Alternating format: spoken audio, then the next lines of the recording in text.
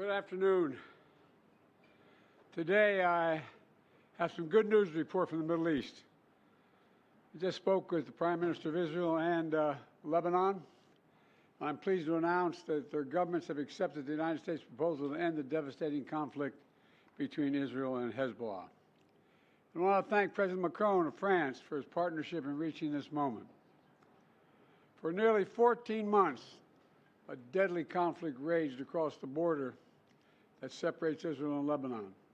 A conflict that began the day after the October 7 attack by Hamas on Israel. Hours later, at 2 a.m. in the morning, Hezbollah and other terrorist organizations backed by Iran attacked Israel in support of Hamas. Let's be clear, Israel did not launch this war. The Lebanese people did not seek that war either, nor did the United States. Over the past year, including the days immediately following October the 7th, I directed the U.S. military to flow assets and capabilities into the region, including aircraft carriers, fighter squadrons, and sophisticated air defense battery to defend Israel and deter our common enemy at critical moments. Since the war with Hezbollah began, over 70,000 Israelis have been forced to live as refugees in their own country, helplessly watching their homes, their businesses, their communities as they are bombarded and destroyed. And over 300,000 Lebanese people have also been forced to live as refugees in their own country.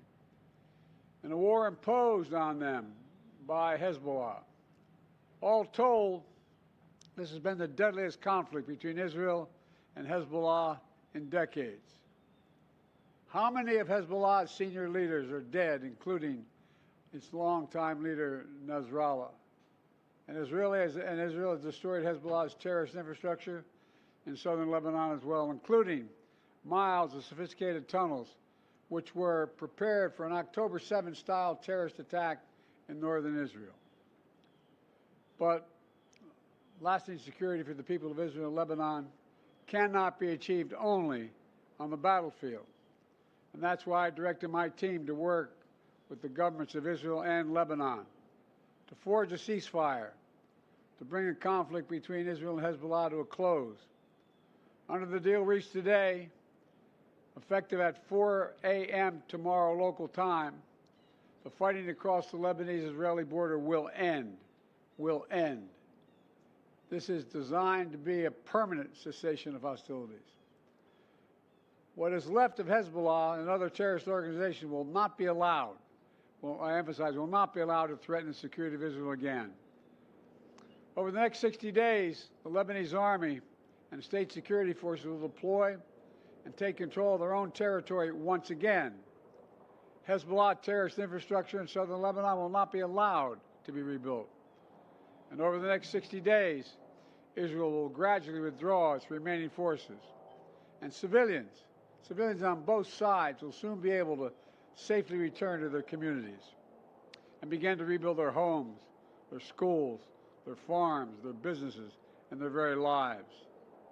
We're determined this conflict will not be just another cycle of violence. And so the United States, with the full support of France and our other allies, has pledged to work with Israel and Lebanon to ensure that this arrangement is fully implemented, the agreement totally implemented. There will be no U.S. troops deployed in southern Lebanon. This is consistent with my commitment to the American people to not put U.S. troops in combat in this conflict. Instead, we, along with France and others, will provide the necessary assistance to make sure this deal is implemented fully and effectively. Let me be clear. If Hezbollah or anyone else breaks the deal and poses a direct threat to Israel, then Israel retains the right to self-defense consistent with international law, just like any country when facing a terrorist group pledged to that country's destruction. At the same time, this deal supports Lebanon's sovereignty, and so it heralds a new start for Lebanon, a country that I've seen most of over the years, a country with rich history and culture. If fully implemented, This deal can put Lebanon on a path toward a future that's worthy of its significant past. And just as the Lebanese people deserve a future of security and prosperity, so do the people of Gaza. They too deserve an end to the fighting and displacement. The people of Gaza have been through hell. Their world's absolutely shattered. Far too many civilians in Gaza have suffered, far too much. And Hamas has refused for months and months to negotiate a good faith ceasefire and a hostage deal. And so now Hamas has a choice to make. Their only way out is to release the hostages, including American citizens, which they hold. And in the process, bring an end to the fighting, which would make possible a surge of humanitarian relief. Over the coming days, the United States will make another push with Turkey, Egypt, Qatar, Israel, and others to achieve a ceasefire in Gaza. With the hostages released and the end of the war without Hamas in power, that becomes possible. As for the broader Middle East region, today's announcement brings us closer to realizing the affirmative agenda that I've been pushing forward during my entire presidency. A vision for the future of the Middle East where it's at peace and prosperous and integrated across borders. A future where Palestinians have a state of their own, one that fulfills its people's legitimate aspirations, one that cannot threaten Israel or harbor terrorist groups with backing from Iran. A future where Israelis and Palestinians enjoy equal measures of security, prosperity, and yes, dignity. To that end, the United States remains prepared to conclude a set of historic deals with Saudi Arabia, to include a security pact and economic assurances, together with a credible pathway for establishing a Palestinian state and the full normalization of relations between Saudi Arabia and Israel, a desire they both have.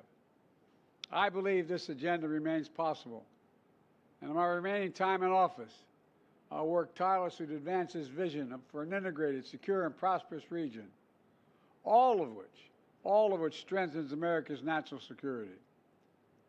Getting all this done will require making some hard choices. Israel has been bold on the battlefield. Iran and its proxies have paid a very heavy price. Now Israel must be bold in turning tactical gains against Iran and its proxies into a coherent strategy that secure Israel's long-term safety and advances a broader peace and prosperity in the region. Today's announcement is a critical step in advancing that vision, and so I applaud the crazy decision made by the leaders of Lebanon and Israel to end the violence. It reminds us that peace is possible. Say that again, peace is possible.